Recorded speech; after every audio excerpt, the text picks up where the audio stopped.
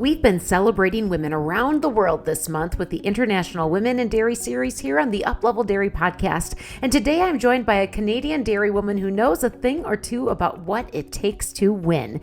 Ysabel Jacobs has stood center of the ring at the world's most competitive cow shows with her family at Ferme Jacobs in Quebec, developed iconic cows with household names like Shakira. But when I sat down with this mother of three, what I discovered was that while raising the next World Dairy Expo champions in the barn certainly excites her, what drives her passion more than anything these days is raising the next generation of her family with the mindset it takes to be champions far beyond the show ring. I'm Peggy Coffeen, and it's my pleasure to share with you today a conversation about developing winners with this dairy leader and mother, Ysabel Jacobs, here on the Uplevel Dairy Podcast. Quality Branding Solutions is a comprehensive branding solutions partner that empowers businesses, schools, and organizations in the dairy industry and beyond through impactful brand products, designs, and imprints. Find out how Sue Heim and the team at Quality Branding Solutions can help you turn your dairy business into a recognized brand at qualityinc.com or click on the link in the show notes. So really, for those that haven't met you, aren't familiar with you, give that quick little intro of who you are, where you're at, and where your dairy is, and kind of what your role is there too, please. I'm a mom of 3 kids. First of all, married to a daughter, Doron, my husband. We have 3 kids together. I run the Ferme Jacobs with my brother. My husband has his own farm next to us. So we each have our farm, and we manage actually 4 farms altogether. Oh, wow. Okay, so you have your farm, and then he also has his farm, your husband does. Yeah, but we do all the crops, all the field work. It's only one team that does it for the 4 farms. So totally, we have our 850 cow milking on the 4 farms. On the family operation. So what I do, I know what I do, but just try to make everyone happy. Yeah. Make sure everybody's at the right place. Make sure everything works. Yet me, my brother, my husband always been fascinated about the great cow. We've always tried to breed the best cow we can. And also to find a new one or to improve our herd. It's always been our passion, and I'm pretty sure that's why we had so much success over the last decade. In the shoring, we're just passionate about it. Having a new good cow in the team, it's always a pleasure for us. It's an excitement. For you, how did you get your start in dairy? Are you on the farm that you and your brother grew up on? We are the 3rd generation on the farm. Okay. Yeah. Gotcha. And then in the past 20 years, we added 3 other farms with us on the dairy operation. Okay. So 3 farms, and there's a robot dairy, correct? Yeah, there's a robot dairy that has 270 cows there that are milking, and it's just milking cows that time. And at the old barn, at the old Jacobs barn, we milk 150 cows, and we raise and calve all the heifers. How do you spend your days? Is there a typical day in Isabel's life? Well, make sure the kids go to school. Right now, I used to do a lot of with the calf, and as we grew and grew, like now I'm more stuck in the office all the time. More like a management of everyone, every dairy. We also have like a big market for selling cattle and embryos, and we have one person full time, Joel, that worked for us for the Facebook and prioritizing shipping the embryo. It's more than 500 embryo that we sell a year. So it takes like some management. If I have time, I go in the barn and I help. But yeah, I wish I had more time right now. So your day has kind of shifted now to a Yeah. management and oversight of the multiple operations, and then also not just the dairies, but then you have the extensive marketing side and shipping, as you said, 500 embryos a year. So, where you're at right now, is this where you always saw yourself? Like when you were a kid growing up on the farm, is this where you thought you'd be? No, actually, I wasn't gonna take the over the farm. As a kid, I was going to work in an office as a marketing consultant. So I did my university administration marketing. And when I started working on an office, I didn't like it. I wish I was back on the farm. So I was working on the farm during the weekend and then office during the week. And I kind of figured out I didn't really like that. I rather wanted to be with the cattle.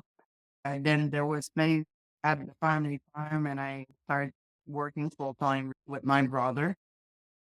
For sure, like I also manage all the show for it's almost a month and a half on the road with the cattle that goes with the show. That that takes a lot of time. Jan does manage all the preparation of them at the farm, but I'm more in the office, and then we kind of switch when times come to go to the show. I see. Yeah. So you didn't necessarily see yourself back on the farm in your Now, younger days, but here you are. And you're not just on the farm, you're owning this role. You mentioned that you thought you would be in marketing, but essentially you still are, right? yeah, no, and I started the program with the like selling embryo, the Facebook and everything, and then when it started to be like one of the main business at the farm. I had to find someone to help us do all the management. So we started at the bottom and we kind of grew ourselves, yeah, up there. And with the time, we included a lot of new team people in our team. And we also fit, like our success is not about one person here. It's really about like the whole team that we have together and that work and love the same thing, the passion about the good cow. And I couldn't ask for a better job. You know, I think agriculture in 2025 is one of the best jobs you're gonna have. You never know what's gonna happen, what's gonna come up during the day. There's always up and down, but there's more up than there's down. I think it's the best job you can have.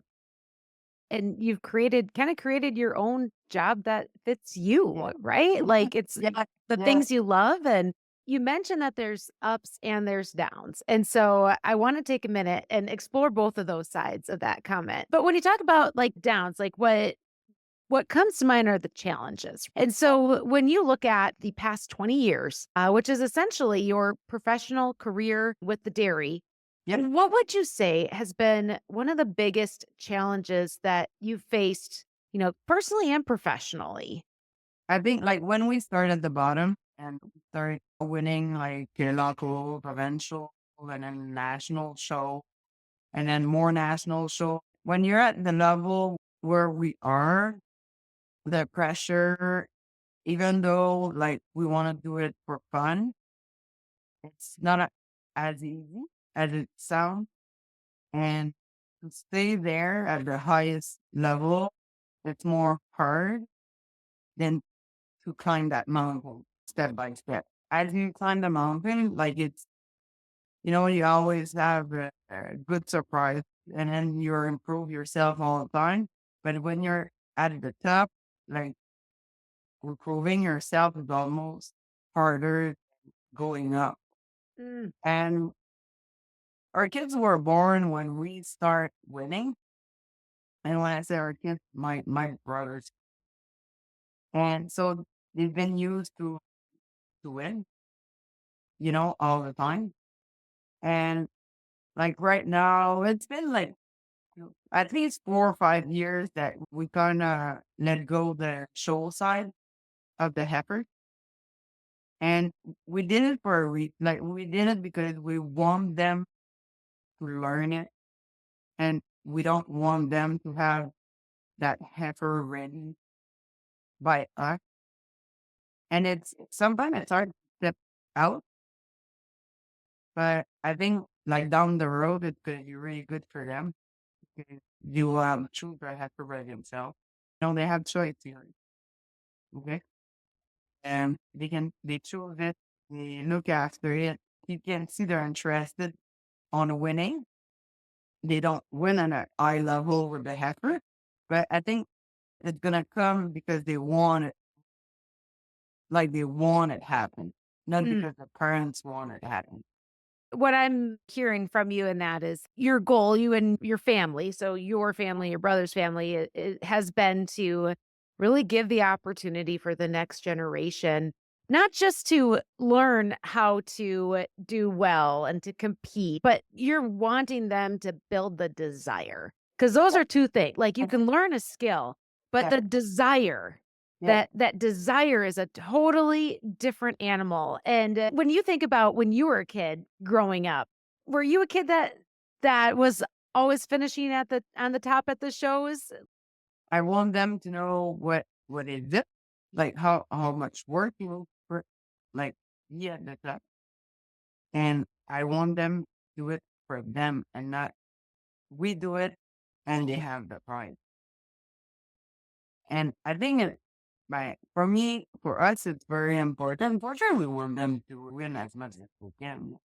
But my daughter, she worked any last year at Madison at the junior show, 7 or 8, but she was all excited. It was her first time to go. She got 8, and that's what you want. You want them to start somewhere, and then not now she got 8. So next year she's gonna want more. You know, she's gonna choose a heifer. She's gonna work to get more. And as if I come and I give them, you know, like I didn't have it. We needed to win nothing. We needed to bring her proof. I've always said that I lost more battle in the ring than I won, and it's true. And I remember like when Luana was grand at Madison, she was again the whole class. But you know, like she gave me the stride that I could believe that she could pass the first one, like the whole class, because she wanted that. But when I used to be Melania, that was always second, you know, it's that experience that bring you that, oh no, really, I want to be first because I've been second with, you know, like you've been second like many times and you're like, no, today it's third day. That's where you get the excitement to try to be better. You mentioned this earlier too, Isabel. You talked about when you're getting there, climbing on the climb up. Yeah, You can make these strides, right? And they're bigger strides. yeah, And each little step up that mountain is like it's a celebration. And then you get to the top where you guys are at, and that's right where you are there. And then it gets harder because the strides aren't as big. They're yeah, not as obvious, right? They're not as easy to take. But essentially, it's like I give you so much credit and I have so much respect for what you want to teach your children. That you're teaching them to find that joy in the journey and the drive and the desire yeah, rather than putting them on top of the mountain and just letting them and soak it in. yeah. You want them to not just learn, you want them to want to make each of those steps. I just commend you, and that is so Yeah, but respectable. that's how I was when I was kid. And I don't want them to be like us. I want them, you know, if they want to try like us, like they'll find their way. But when I was a kid, I was looking at other people that were winning, and they were like big deal for me, for us.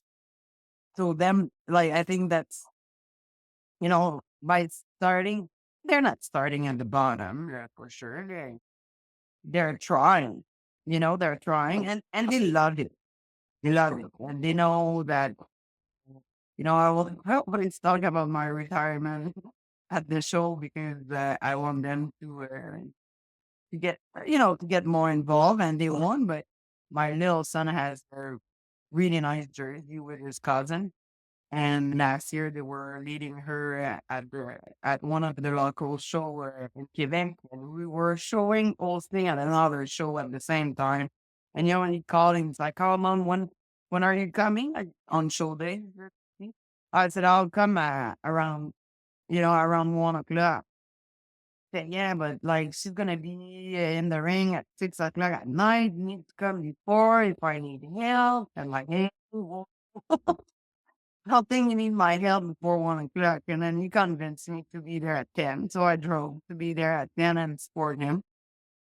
But I want to support them, but on the back, like not doing too much, like making thinking how like why you do this. And I would give them the option of, like, and they want to make the right decision too. So I give as much liberty as I can, but at the same time, you want them to do it correct because that's I don't know if I explained it right. My English is not my first language. You were perfectly explaining it. You were intentionally giving your Yeah. kids that opportunity for you to step back, allow them to make their own decisions, do the work. But that's the thing, like, that's how they also will get the most satisfaction, Yeah, right? I think Like, so too. Yeah. And we're like we're pretty down to her. Like we're like people think are hard to approach, but for sure if you come behind my cow on shoulder, you get mad and for sure I'm a hard to approach. It's not the day to talk to me or whatever. Or because I'm focusing on getting the cow ready. We're very down to earth and if we're not on a competition, they were way more easy to talk. well, but your competition day, it is literally what you prepare for 364 days, Yeah. right? Like, Yeah. you can't afford to lose your focus. No, and like when we for sure right now we have more pressure than before, and we're good people to put pressure on ourselves by ourselves. That's all we are.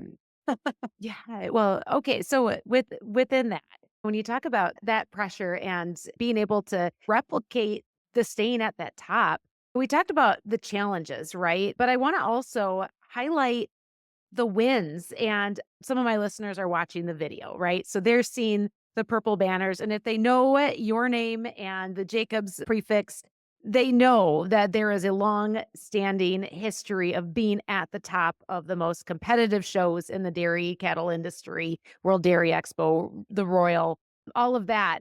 But I want to ask you, Isabel, when you really, again, look back at the 20 years that you've been back on the farm now, what would you say has brought you the greatest satisfaction? What would you chalk up as some of the biggest, most satisfying wins? And maybe they're in the show ring, maybe they're not. And they certainly don't have to be for this conversation today. Yeah, I think like seeing the kid, not just my kids, Jan's kids, like going in the ring and having that drive that we have too, Mm. and seeing them not they don't always win, they can be second and third, but they're proud to be there. And I think it's one of the best accomplishment that you can, like for sure, there was many banner that we won at marathon are were great accomplishment. But I think when it comes back always to your and seeing them like performing, and there's some that are performing more at the farm and not in the show ring, but they're involved, they love it. It's nice to see that. It's satisfying, but leading a grand, it's satisfying, but it's not the same. It's hard to say which one would be. And at the same time, maybe the recognition of people, the respect that some people have for us. I think, right, for me and Jan, it's very important. And the respect that we give to other people. Like, for sure, like, if you talk about last year at Madison, it wasn't that easy to have Shakira second in our class. But at the same time, it brings down to a reality that we're competing with friends too. They all won the first place like we do, and it brings sometimes you back to hurt, hurt. And it's fun winning, but it's nice to see your friend winning. Or it's and like for us, the kid was that he when we won with Shakira. 2 years back, I think. And so I think it was important for us to be happy for them to win, they strive for the best as we do, and we have a mutual respect between us. It's always nice to see the best cow winning. No matter who has the best cow, it's nice to see them win. So it sounds like your belief and values are really are very much rooted in that level of respect, right? The respect that you have earned and really wanted to earn from your peers that are in that circle. But you don't just want it for yourselves, you give it back. You want to reflect that on others that are in that circle too. And because Yeah. who understands better than you how much it takes to get there? So really cool to hear that that's so important to you is being able to cheer on and champion others that are on the same path, that are putting the work in. Beyond that, what I really am understanding from you too, Isabel, is when you look at again, like what's been those biggest wins and the satisfaction, and you said leading a champion, awesome, like amazing. But your view of winning is so much bigger and broader. And it seems like it all for you these days is coming back to your children and your family. Yeah. Has it always been like that? Was that a shift? Now the kids are older, so maybe it's more, it's nice to see them involved. For sure, before it was between brother and sister and even father. I remember by my husband when I was E1 and Ferme champion at Madison with Shakira. And so I won the senior champion with Luana. And then, you're happy. And then you go back for the grand. You figure out you're against your husband. So you're like, oh, So who are you rooting for? I don't know. You're rooting more than ever for yours. But down the road, there's some time that we didn't realize where we were. Mm. Okay. Because we were on that wheel. But when you get in the middle of the ring and you're leading your cow and you're like, oh, I'm against my husband, like, and you're like, okay. And I think it's a pretty strong feeling. And I hope it happened again, but what are the chances? Is that one of your most memorable moments? Like In the not, ring, yeah. yeah. In the ring, it's one of my most memorable moments when I saw Carl, the judge that was coming, like, he turned around in front of the line, and he just, put his hand on the top, and I was like, I got it, but it was like, I got it against my husband and my brother. The coolest thing is either way you were winning, right? Like, but it's Yeah. that drive and that competition. And that's what you want your kids to feel. Yeah. Like you want them to want that. Like, how cool is it to get to a point where the winner's circle is filled with your own family? That's huge. And Yeah, no, it is huge. And, it probably won't happen again. I don't know. I wish it will. But if it does, I wish it would be other member of the family that can get that feeling, yeah. So when we've talked about like these wins and satisfactions of the last 20 years, I want to challenge you to think forward, which I'm sure you do a lot from what it sounds like. So if you were to fast forward 5 years from now, and so let's see, 5 years from now, how old will your kiddos be? And the oldest one will be 20. 20? And the Okay. youngest one, 17. So they'll be young adults in 5 years. So if you and I sit down 5 years from now and I ask you that same question, what's brought you the most satisfaction in the last 5 years? How do you hope you'll be answering that question when your kids are 17 through 20 years old? I hope I'll be either home watching them on live or in the stand and watching them doing, if they like, if they like to do it, And that'd be the win for you. Oh, yeah, that'd be their greatest win, I don't have to do all the work, I can step back, enjoy. And within that, that means that you've accomplished what you set out, and that's what you've been talking about. Teaching them to learn, giving them the opportunity to do it themselves. But again, not just the how to, but the want to. I love that. Love that. I love it too. Final question that I have for you today, Isabel. I've asked the other women that have been part of this series to leave a question for the next guest. And my last guest, her name is Jan Winky, and she is a dairy woman out of New Zealand. And she also has kids close in age to yours. And her question for the next woman was, how do you balance it? And I think this is a perfect question for you. And I wanted you to gear this toward the perspective that you're not just like trying to go through life being a farmer and a mom. Like, you're doing it at the highest level. So, a high performing mom, a high performing dairy farmer, how are you balancing it? What's your advice to other moms that are trying to perform at your level? I have a great team. Okay, I have the best team I can have.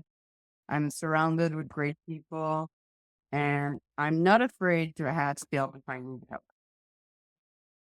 And when you're at that level, you have a family, you have a big business farm to run at the same time, and you can't do it by yourself, And sometimes I think that's the mistake is when people try to do it by themselves. Too much. Surround you with great people that work with you, have the same view of things, I would say, doesn't need to have the same passion, but the same respect, Mm. respect. And I mean, you'll do great. And the best part about this is I get to learn from you too. And this is a big lesson that I'm learning in my own growth, right? As a business owner and a mom too. And you say help, but really what you're saying is like, don't be afraid to delegate, to Yeah, let other yeah, people yeah, do things and to be good at doing it so that you're not taking it all on yeah. yourself. And your help are gonna do mistakes, okay? But we've done mistakes. And I think what's important is when people around you, like, they do a mistake, like, just, like, talk to them. We're going to learn from it, or we're going to move forward after. What happened in the past happened. It's okay, how can we do it that we're going to improve our situation? I think, and because when you have a big team, for sure, there's bigger problem, but I mean, like, the best way to solve them is to talk and trying to, like, improve this situation with everyone. Well, that's some solid gold advice. Not easy. It's It's never. not, it's not, Life is but not easy. no. But when you look at what you and your family have been able to accomplish, and I'm not just talking about the banners behind you, but what you are achieving in the values of the children that you're raising Yeah. and your vision for them and the people that you want to give them the opportunity to be successful to become. What a blessing it's been to be able to hear these words from someone like you who is out there doing it and doing it at the highest level. And again, not just in the show ring, but on the farm and with your family every single day, Isabel. We're back today with Sue Heim from Quality Branding Solutions in Luxembourg, Wisconsin. And Sue has been a partner on our International Women in Dairy series. And I've asked her to drop some wisdom for her own experiences, not just from having grown up on a dairy farm herself, but being a woman business owner for 35 years. And again, there are so many dairy farmers and folks in agribusiness out there that are in a similar spot where they have built a business with their blood, sweat, and tears. They have grown it, they have scaled it to the point that now they're getting ready to look at how can I maybe spend a little more time not in the business and at the business, on the farm and in the farm, right? Every single day. And so, how are you finding ways to set up your team so that they can continue to have your touch, even in the moments as someday in the future you step back a little bit and take your hands off of the 100% day to day? I think it really starts with trusting your staff. I truly care for my team. They know that. And I would say starting to let go early. There's no reason why you can't be delegating. There's so many things in your business that others might even be a little bit better at, or that you can actually function in a different manner and have a shift of focus as to what you're doing. But just being able to let go, let them be the leader, know that they are going to make a mistake. I always tell my staff, you're going to make a mistake. And I hate to break it to you, but you're going to make a mistake. But it's okay because they're going to be learning. What do they say? You're learning from that failure. And how many times have I fallen down and you have to just pick yourself up? So allow your staff to realize that is going to happen. I feel that we truly believe here at Quality, and my culture is on personal growth, allowing your staff to be able to do that personal growth. And then what are their talents and their goals and how does it mix in with the business? But just that they truly are growing themselves as well. And then continued training and support for them. We're always increasing on different technologies. It can be from my social media posts to different decorations, different products that are out there. We have our vendors that come in and show new products at least 3, 4, 5 times a year. And just really having these webinars for growth that the staff can listen to. So I feel what it is actually just trusting, setting up your team, and which really is my family here, my Quality family, but to set up that family for success. Like, why not? Why are you not delegating a little bit more, letting them have the buy-in, let them have the choice of being able to contribute to the company and make it what the success it is going to be today, but also in the future. Let go now. Let go now. Oh, that is some good wisdom, and one that I think a lot of us can sit on and think on and hopefully act on as well. Let go early, and why not? Sue, such great information, experiences, and wisdom that you've been sharing with us as part of this International Women in Dairy series, and from your 35 years of being a woman-owned business with Quality Branding Solutions in Luxembourg, Wisconsin. And before that, a dairy farmer's daughter at the root of it all too. But just so grateful for the opportunity to share what you've learned with the rest of us, and also to be able to share some of the incredible work that you do, that I partner with for my brand, Uplevel Dairy, and so many others, to make sure that we are putting our best foot forward as we go out and serve our communities and represent the brands that embody who we are as well. So thank you so very much, Sue. Thank you so much, Peggy. My word that I would leave with you today is that I think that I choose to believe and support women leaders. We are stronger than we even allow ourselves to believe. So we are women of power, and I just appreciate you and that you allowed me to be able to speak my voice on what took 35 years for me to build a business where it's at today. Thank you so much, Peggy. I appreciate it.